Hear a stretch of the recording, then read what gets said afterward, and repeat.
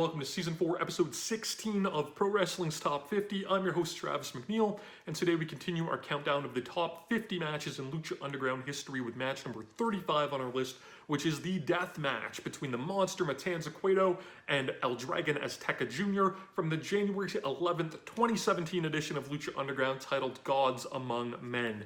Now, we've talked about this before on the program. When we say death match, it might not be the type of death match that you're used to. There's no glass, there's no light tubes, there's no thumbtacks, there's no barbed wire, there's no fire or anything of that sort. This is the Lucha Underground universe of a death match, which basically means it is a no disqualification, anything goes brawl that could ultimately result in the death of a character, although that doesn't happen here. This match is interesting of note, and it's funny because I said that there was no glass involved, but this was a match that actually ended up needing to be retaped due to an unfortunate accident that originally happened. There was supposed to be a spot where Matanza would go to punch El Dragon Azteca, and he would miss the punch and punch through a window in Dario Cueto's office. The window would be gimmicked, with sugar glass or whatever that they used, for a great effect. Unfortunately, Matanza, who was played by Jeff Cobb, chose the wrong window to punch, and he actually punched his hand through a legitimate window, which caused him to be cut up, and the match had to be stopped, and obviously had to be taken to the hospital. So they ended up reshooting this match without that spot involved, and what we got is it's a really fun, great cat and mouse brawl, and it's that traditional kind of Lucha Underground, style that we see with big spots and crowd brawling and everything like that. This match also is of note because it was the last match before Lucha Underground would take a long mid-season break for Season 3.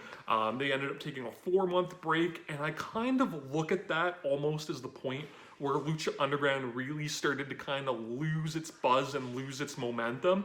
The first 2 seasons, it had a great ride. Season 3 came out very quickly after Season 2. We had to wait a bit for Season 2 after Season 1. Things were still rolling, and then we had this mid-season break, and it feels like when we eventually got back to it 4 months later, picking up right from where we left off, that fans' interest has kind of waned from it a little bit. You can let me know if you watched at the time and if you felt that same way, but I kind of look at that as the beginning of the end for Lucha Underground, unfortunately. This match is so much fun, though. El Dragon Azteca Jr., played by Ray Horace, him and Jeff Cobb have fantastic chemistry. We get a lot of great hit and run, cat and mouse stuff at the beginning with Horace, just evading everything that Cobb is trying to do and hitting moves where he can until he's eventually just popped up into the air. Matanza catches him and hits a big, Kevin Steen style sidewinder suplex.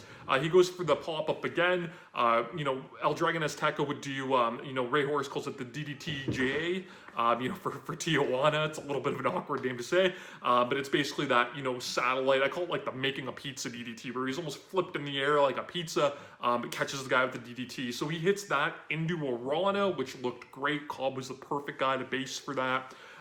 He gets, some big kind of fluky moves. Matanza gets a chair, he super kicks the chair into his head, hits a great, Sabu-style flip dive off the chair to the floor.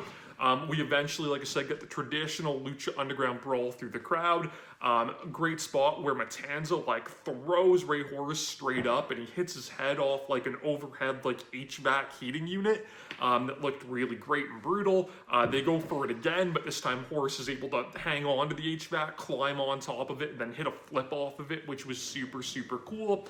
He hits a Hurricane Rana, and Matanza bumps partway down the stairs, which again looked really good, and it all kind of felt legitimate that this, undersized guy is fighting for his life against the monster and getting in these great fluke moves that are, just gaining him enough space that he could keep fighting. Eventually, though, we get the big finish here.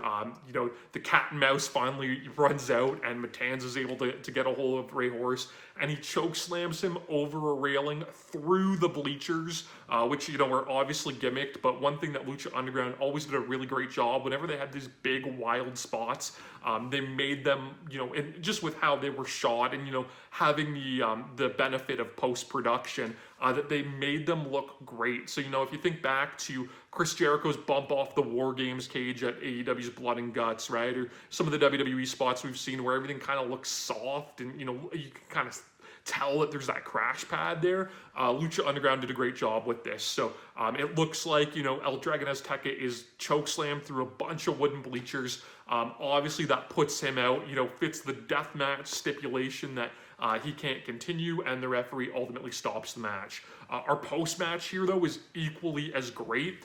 So Rey Mysterio comes out to check on his protege, El Dragon Azteca Jr. Matanza fights his way through all the fans, you know, wants to get his hands on Rey. Rey tries valiantly to hit a Hurricane Rana, but, you know, after a big struggle, Matanza ends up powerbombing him into the HVAC heater as well. He goes to basically have Rey meet the same fate that El Dragon Azteca did with a powerbomb, but Rey manages to hit a back body drop to send Matanza over a rail and through the roof of a storage unit, you know, like the maintenance room in the Aztec temple. This causes Dario Cueto to freak out that his brother, you know, has been destroyed, and he puts a stop to the show and he evacuates the temple, and that's what led, you know, to that mid-season break. So kind of a really great cliffhanger where we're not sure of the status of Matanza and, you know, Dario freaking out, and really this was the first time that we'd truly seen Matanza, you know, really look vulnerable. So, you know, he had lost his Lucha Underground title at Aztec Warfare 3, you know, in a little bit of a fluke losing to Rey, but this was the first time that, you know, he really felt in danger, you know, getting put through the top, and ultimately this would put even more juice on his feud with Rey Mysterio and El Dragon Azteca Jr. as well. This match is just so much fun. It's interesting, you know, with the backstory with the reshoot, but it's a great classic Lucha Underground all over the place brawl with big spots and a great, crazy, over-the-top finish. It's Lucha Underground, so if you have the Tubi app, depending on where you live, you might be able to check it out that way, but if not, Google search this. You're going to be able to find these episodes on Daily Motion and scoured across the internet. You can subscribe to my channel here on YouTube, though, so that you don't miss a video. Follow me on Instagram and Twitter at Wrestling50, and please join me again tomorrow as we continue to count down Pro Wrestling's Top 50. Top 50.